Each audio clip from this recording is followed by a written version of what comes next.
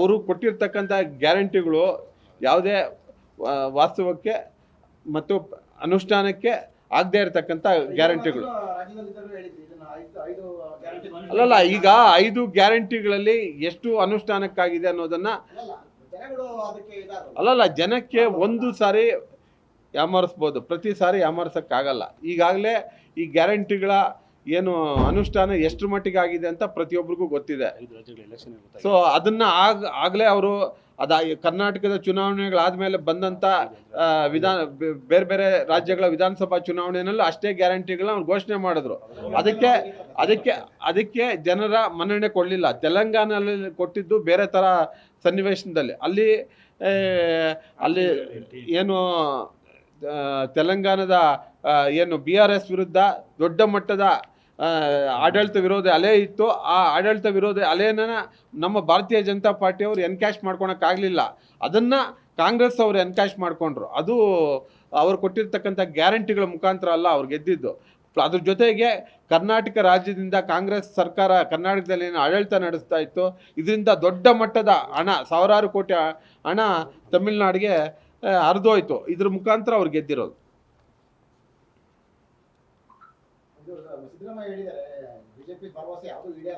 ಅಲ್ಲಲ್ಲ, ಈಗ ನಾವು ಇದರಲ್ಲಿ ಕೊಟ್ಟಿರ್ತಕ್ಕಂಥ ಬಹುತೇಕ ಭರವಸೆಗಳು 5 ವರ್ಷ ಕೊಟ್ಟಿರ್ತಕ್ಕಂಥ ಭರವಸೆಗಳನ್ನ ಮುಂದಿನ 5 ವರ್ಷಕ್ಕೂ ನಾವು ಕಂಟಿನ್ಯೂ ಮಾಡ್ತೀವಿ ಅನ್ನೋ ಭರವಸೆಗಳಿದು. ವಾಸ್ತವಾಂಶದಲ್ಲಿ ಸುಮಾರು ಭರವಸೆಗಳನ್ನು ಈಗಾಗಲೇ ನಾವು ಕೊಟ್ಟಿದ್ದೀವಿ. ಅದು ಮುಂದಿನ 5 ವರ್ಷಕ್ಕೂ ಕೊಡ್ತೀವಿ ಅಂತ ಹೇಳಿದ್ದೀವಿ. ಅದು ಆಲ್ರೆಡಿ ಅನುಷ್ಠಾನಕ್ಕಾಗಿದೆ. ಜೊತೆಗೆ ನಾವು ಕೊಟ್ಟಿರ್ತಕ್ಕಂಥ ಭರವಸೆಗಳಲ್ಲಿ ಯಾವುದೂ ಪೊಳ್ಳಿಲ್ಲ. ಅದು ನಾವು ನಾರಿ ಶಕ್ತಿ ವಂದನ ಅಧಿನಿಯಮ 2 ಸದನಗಳಲ್ಲಿ, ಸಂಸತ್ತಿನ 2 ಸದನಗಳಲ್ಲಿ ಅದು ಪಾಸ್ ಆಗಿದೆ. ಅದು ಮುಂದಿನ ಇದರಲ್ಲಿ ಬರ್ತದೆ. ಒಂದು ರಾಷ್ಟ್ರ ಒಂದು ಚುನಾವಣೆ, ಅದು ಕೂಡ ಅಷ್ಟೇ 2 ಸದನಗಳಲ್ಲಿ ಅನುಮೋದನೆ ಆಗಿದೆ. ಅದು ಅನುಷ್ಠಾನಕ್ಕೆ ತರ್ತೀವಿ. ಕೃಷಿ ಸನ್ಮಾನ ಯೋಜನೆ ಈಗಾಗಲೇ ನಾವು 33 ಕಂತುಗಳು ಕೊಟ್ಟಿದ್ದೀವಿ. ಹೌದು, ನಾವು ಅಲ್ಲ ತರಲಿಲ್ಲ ಅಂದ್ರೆ ಅದನ್ನ ಅಲ್ಲಲ್ಲ, ಈಗ ನಾವು ಕೊಟ್ಟಿರ್ತಕ್ಕಂಥ ಬಹುತೇಕ ಭರವಸೆಗಳನ್ನು ಈಡೇರಿಸಿದ್ದೀವಿ. ನ್ಯಾಷನಲ್ ಯೂನಿಫಾರ್ಮ್ ಕೋಡು, ಏಕರೂಪ ಸಂಹಿತೆ, ಈಗ ಅದಕ್ಕೆ ವಿಶೇಷವಾದ ಒತ್ತನ್ನು ಕೊಟ್ಟು ತರ್ತೀವಿ. ಅದಕ್ಕೆ ಬೇಕಾಗಿರ್ತಕ್ಕಂಥ ಎಲ್ಲ ಪೂರಕವಾದ ವಾತಾವರಣ ಸೃಷ್ಟಿ ಮಾಡಿದ್ದೀವಿ. ಈಗಾಗಲೇ ನಾವು ನಮ್ಮ ಭಾರತೀಯ ಜನತಾ ಪಾರ್ಟಿ ವಿವಿಧ ಚುನಾವಣೆಗಳಲ್ಲಿ ಕೊಟ್ಟಿರ್ತಕ್ಕಂಥ ಆಲ್ಮೋಸ್ಟ್ ಎಲ್ಲ ಭರವಸೆಗಳನ್ನ ಈಡೇರಿಸಿದ್ದೀವಿ. ಆರ್ಟಿಕಲ್ 370 ಪ್ರತಿಯೊಂದು ಚುನಾವಣೆಯಲ್ಲಿ ನಾವು ರದ್ದು ಮಾಡ್ತೀವಿ ಅಂತ ಹೇಳ್ತಾ ಬರ್ತಾ ಇದ್ವಿ. ಅದನ್ನು ಕೂಡ ಕಳೆದ ಚುನಾವಣೆಯಲ್ಲಿ ಮಾಡಿದ್ದೀವಿ. ಅಯೋಧ್ಯೆಯಲ್ಲಿ ರಾಮ ಮಂದಿರ ಕಟ್ತೀವಿ ಅಂತ ಹೇಳ್ತಾ ಇದ್ವಿ. ಅದು ಸರ್ವೋಚ್ಚ ನ್ಯಾಯಾಲಯದ ಒಂದು ತೀರ್ಪಿನ ಮುಖಾಂತರ ಇಡೀ ದೇಶದ ಪ್ರತಿಯೊಬ್ಬರ ಒಂದು ಮನವನ್ನು ಗೆದ್ದು ಈಗ ಭವ್ಯವಾದ ರಾಮ ಮಂದಿರ ನಿರ್ಮಾಣ ಮಾಡಿದ್ದೀವಿ. ಸೊ ನಾವು ಕೊಟ್ಟಿರ್ತಕ್ಕಂಥ ಬಹುತೇಕ ಭರವಸೆಗಳನ್ನ ಈಡೇರಿಸಿದ್ದೀವಿ. ಅದೇ ಥರ ಈಗ ಲಾಸ್ಟ್ ಒಂದು ಲೋಕಸಭಾ ಚುನಾವಣೆಯಲ್ಲಿ ಟ್ರಿಪಲ್ ತಲಾಕ್ ತರ್ತೀವಿ ಅಂತ ಹೇಳಿದ್ವಿ. ಅದನ್ನು ಕೂಡ ಅನುಷ್ಠಾನ ಮಾಡಿದ್ವಿ. CAA ತರ್ತೀವಿ ಅಂತ ಹೇಳಿದ್ವಿ. ಪೌರತ್ವ ತಿದ್ದುಪಡಿ ಕಾಯ್ದೆ, ಅದನ್ನು ಕೂಡ ಅನುಷ್ಠಾನಕ್ಕೆ ತಂದಾಗಿದೆ. ನಾವು ಕೊಟ್ಟಿರ್ತಕ್ಕಂಥ ಬಹುತೇಕ ಭರವಸೆಗಳನ್ನು ಈಡೇರಿಸಿದ್ದೀವಿ. ಅದೇ ಥರ ಈ ಸರಿ ಕೊಟ್ಟಿರ್ತಕ್ಕಂಥ ಭರವಸೆಗಳು ಸಹಿತ ಅನುಷ್ಠಾನಕ್ಕೆ ಯಾವ್ಯಾವ್ದು ಮಾಡೋಕ್ಕಾಗ್ತದೋ ಅದನ್ನು ಅಂಥ ಭರವಸೆಗಳನ್ನೇ ಕೊಟ್ಟಿದ್ದೀವಿ. ವಿಶೇಷವಾಗಿ ಹೇಳಬೇಕು ಅಂದರೆ ಆರ್ಥಿಕತೆಯಲ್ಲಿ ತಮಗೆಲ್ಲ ಗೊತ್ತಿದೆ, ಭಾರತ ಈಗ ಅತ್ಯಂತ ಬಲಿಷ್ಠ ರಾಷ್ಟ್ರಗಳಲ್ಲಿ 5ನೇ ಸ್ಥಾನದಲ್ಲಿದ್ದೀವಿ. ಈಗ 3ನೇ ಸ್ಥಾನಕ್ಕೆ ಕೊಂಡೊಯ್ತೀವಿ ಅಂತ ಭರವಸೆ ಕೊಟ್ಟಿದ್ದೀವಿ. ಅದು ಎಲ್ಲ ಏನು ವಿಶ್ವಸಂಸ್ಥೆ ಕೂಡ, ವಿಶ್ವದ ಆರ್ಥಿಕ ತಜ್ಞರು ಕೂಡ ಅದನ್ನೇ ಪ್ರೆಡಿಕ್ಟ್ ಮಾಡ್ತಾ ಇದ್ದಾರೆ. ನಾವು ಈಗಾಗಲೇ 3 ಕೋಟಿ ಮನೆಗಳನ್ನು ಕೊಟ್ಟಿದ್ದೀವಿ. ಇನ್ನೂ 3 ಕೋಟಿ ಮನೆಗಳು ಕೊಡ್ತೀವಿ ಅಂತ ಹೇಳ್ತಾ ಇದ್ದೀವಿ. ಮನೆಗೂ ನಲ್ಲಿ ಮುಖಾಂತರ ನೀರು ಕೊಡ್ತೀವಿ ಅಂತ ಕೊಟ್ಟಿದ್ವಿ. ಅದನ್ನು ಎಲ್ಲ ಮನೆಗಳು ಕೊಡ್ತೀವಿ ಅಂತ ಹೇಳಿದ್ವಿ.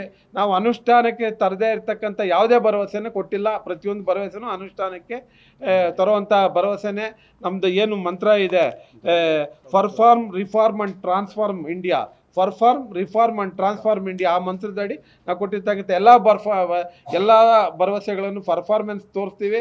ಅದು ರಿಫಾರ್ಮ್ಸ್ ಮಾಡ್ತೀವಿ. ಇಂಡಿಯಾನ ಟ್ರಾನ್ಸ್ಫಾರ್ಮ್ ಮಾಡಿ 3ನೇ ಅತಿ ಬಲಿಷ್ಠ ರಾಷ್ಟ್ರವಾಗಿ ನಾವು ಕೊಂಡೊಯ್ಯೋದ್ರಲ್ಲಿ ಯಾವುದೇ ಸಂಶಯ ಇಲ್ಲ. ಬಾಂಡು ಕಾಂಗ್ರೆಸ್ ಸರ್ಕಾರ ಮಾಡಿತ್ತು. ಆ 2 ಲಕ್ಷ ಕೋಟಿ ತೈಲ ಬಾಂಡಲ್ಲಿ ಮಾಡಿರ್ತಕ್ಕಂಥ ಸಾಲನ ಮೋದಿ ಸರ್ಕಾರ ತೀರಿಸಿ ಇವತ್ತು ಯಾವುದೇ ಒಂದು ಸಾಲ ಇಲ್ಲ ತೈಲ ಬಾಂಡ್ ಮೇಲೆ.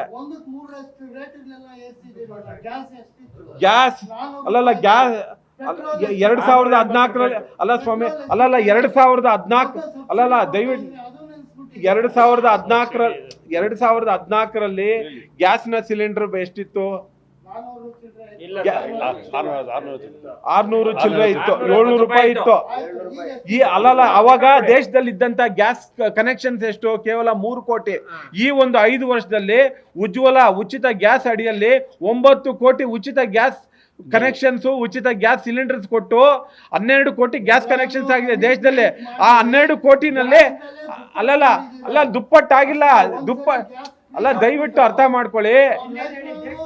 ಅಲ್ಲಲ್ಲ ಉಜ್ವಲ ಯೋಜನೆ ಉಜ್ವಲ ಯೋಜನೆ ಅಡಿಯಲ್ಲೇ 9 ಕೋಟಿ ಉಚಿತ ಗ್ಯಾಸ್ ಕನೆಕ್ಷನ್ಸ್ ಕೊಟ್ಟಿದ್ದೀವಿ. ಆ ಉಚಿತ ಗ್ಯಾಸ್ ಕನೆಕ್ಷನ್ಸ್ 9 ಕೋಟಿಗೆ ಇವತ್ತಿನ ಗ್ಯಾಸ್ ಸಿಲಿಂಡರ್ 600 ರೂಪಾಯಿ. ಇದು 2014ರಲ್ಲಿ 700 ರೂಪಾಯಿ ಇತ್ತು. 10 ವರ್ಷದಲ್ಲಿ ಯಾವುದೇ ಒಂದು ಬೆಲೆ 3 ಪಟ್ಟು ಜಾಸ್ತಿ ಆಗಬೇಕು. ಹಂಗ್ ಲೆಕ್ಕ ಹಾಕಿದ್ರೆ ಇವತ್ತಿನ ಗ್ಯಾಸ್ ಬೆಲೆ ಎಷ್ಟು? ಹತ್ರ 1500 ರೂಪಾಯಿ ಕ್ರಾಸ್ ಆಗ್ಬೇಕಿತ್ತು. ಇವತ್ತು ಗ್ಯಾಸಿನ ಬೆಲೆ 600 ರೂಪಾಯಿ ಇದೆ. ಇವತ್ತು ನಮ್ಮ 1-2 ಅಲ್ಲ ಸ್ವಾಮಿ, ಹೌದು. ಉಜ್ವಲ ಯೋಜನೆಯಲ್ಲಿ ಅವರು ವರ್ಷಕ್ಕೆ 12 ಗ್ಯಾಸ್ ಸಿಲಿಂಡರ್ ತಗೊಂತಾರೆ. 12 ಗ್ಯಾಸ್ ಸಿಲಿಂಡರ್ ಅವ್ರು ಪಡೆದ್ರೆ ಅದು 600 ರೂಪಾಯಿಗೆ ಅವ್ರು ಸಿಗ್ತಾ ಇರೋದು. ಇದು 9 ಕೋಟಿ ಜನಕ್ಕೆ ಸಿಗ್ತಾ ಇದೆ. ಕಾಂಗ್ರೆಸ್ ಅಧಿಕಾರದಲ್ಲಿದ್ದಾಗ 2014 ಇಡೀ ದೇಶದಲ್ಲಿ ಇದ್ದಂತ ಗ್ಯಾಸ್ ಕನೆಕ್ಷನ್ಸ್ ಕೇವಲ 3 ಕೋಟಿ. ಇವತ್ತು 12 ಕೋಟಿ ಗ್ಯಾಸ್ ಕನೆಕ್ಷನ್ಸ್ ಇದೆ. 12 ಕೋಟಿನಲ್ಲಿ 9 ಕೋಟಿ ಉಜ್ವಲ ಯೋಜನೆಯಲ್ಲಿ ಉಚಿತವಾಗಿ ಇರ್ತಕ್ಕಂಥ ಗ್ಯಾಸ್ ಕನೆಕ್ಷನ್ಸೇ ಇದೆ. ಸೊ 1,58,000 ಜನ ಜಿಲ್ಲೆಯಲ್ಲಿ. ಇಲ್ಲ ನಿಮ್ಗೆ ತಪ್ಪು ಮಾಹಿತಿ ಇದೆ. ಉಜ್ವಲ ಯೋಜನೆಯಲ್ಲಿ ಪಡೆದಿರ್ತಕ್ಕಂಥ ಯಾವುದೇ ಗ್ಯಾಸ್ ಇರಲಿ ಆಟೋಮೆಟಿಕ್ ಆಗಿ ಅದು ಆನ್ಲೈನ್ ಮುಖಾಂತರ ಪೇಮೆಂಟ್ ಆಗೋದು. ಅದು 600 ರೂಪಾಯಿ.